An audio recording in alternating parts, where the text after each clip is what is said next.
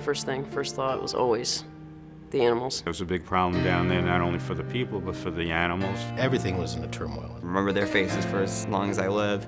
You can't imagine how many animals can be in one city. These animals didn't have warning. They were forced into this situation. I had wanted to do something since I first heard about the animals that were trapped and suffering down there. I'd wanted to go down.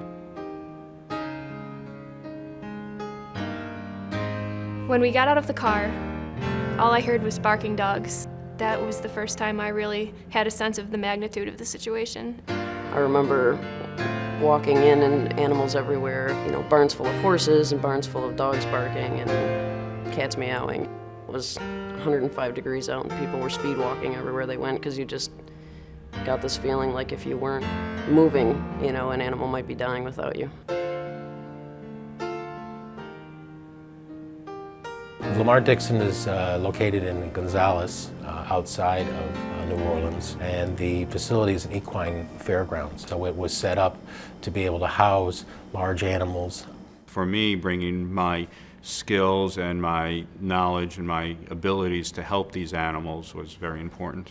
Basically, they threw us right into vaccinating because they didn't have enough vets and techs down there. It was like an assembly line of dogs being walked through the vet stations where we vaccinated them and microchipped them and examined them. I would say that we vetted about 200 dogs a day. The conditions range from animals that look like they were not out and lost for a long period of time to, unfortunately, a lot of animals that were emaciated, suffered from severe chemical burns, bite wounds, parasitism, just animals that unfortunately look like they've been through hell. The general population was usually around 600 or 700 animals. We were averaging about 300 animals in a day, and we were trying to get about the same number out a day. You turn around and there'd be 200 more, 300 more animals coming in that same day, and that was kind of depressing. While some of these dogs were barking and looking for attention, others were just laying in their kennel and they would just look up at you as you walk by and be like, "Lady, there's gotta be something you can do for me." But there wasn't, except take them out for a nice walk and give them some love and affection that they're not gonna get otherwise. First day we did search and rescue, we were in East New Orleans, which is one of the lowest lying regions of the city, so a couple weeks before it had been completely underwater. The first animal that we found was dead. It had been locked in a shed and it had crawled underneath the sink, and the owner had tied the door shut so the dog couldn't get out, and it died. And John and I found it, and we both kind of gasped, and John said, he just died underneath the sink. He just died. He was waiting for somebody to come get him. There was one case where we found a small plastic carrier that had held a small breed dog, and the owners probably figured they would come back in a day or two and pick up the dog, and they obviously didn't know that the levees were going to break and that their house would be flooded. And unfortunately, the dog most likely drowned because you could tell by looking at the walls where the water level had stopped, and it was much higher than the carrier on the floor. It got very frustrating for us to keep finding dead animals over and over and over again when you feel like, if I'd just been here earlier, maybe they'd still be okay. There wasn't a lot of room for emotion. I mean, if you had a moment, it could hit you like a wave, but you had to just kind of push it back and, say, I can feel this later, I've got work to do right now. Being there, you saw what the dogs were going through, and it puts you in this emotional state, seeing dog after dog come in and, be in this stressful situation.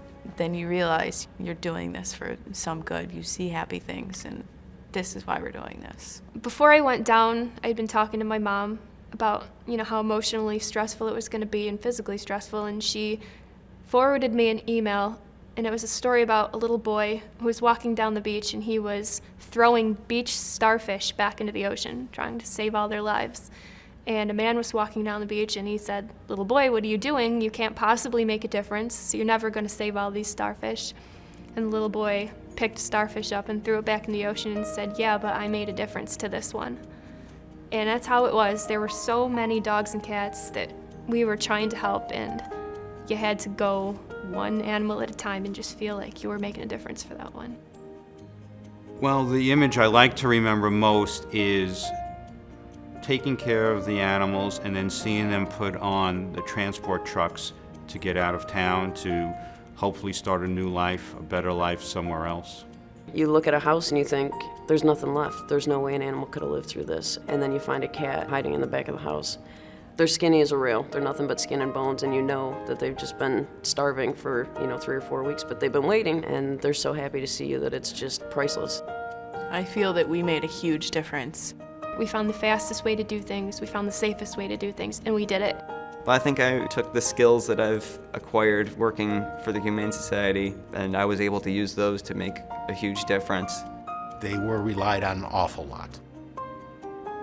It would be a real exhilarating feeling when these animals were able to leave, when we'd see an owner come in and be reunited with their pet. To see that even though these people lost everything, they came back looking for their animals. They don't have homes, they don't have another set of clothes, but are they willing to lose something else that's so close to their heart? You see that one experience and you understand why you are doing this, why you're one of those people that's down there, because there are those people out there that are looking for their animals and you're helping reunite them. I went there and I was focused on saving the animals. I was focused on doing everything I could for them. And by seeing people's compassion for their animals, I sort of gained a lot more compassion for people. Our community is very, very generous. We also sent down over $110,000 to help rebuild some of those shelters. We're thankful to the Rochester community, who provides most of our support. The overwhelming outpouring when those Katrina animals came in of people that wanted to come in and help out. But it was great that the community donated money to help us get down there and help out. And by shipping dogs up to our shelter and adopting them out, it was kind of our way to give back to the community. It amazes me the way that people pull together in situations and disasters that are so far away and yet so close to home.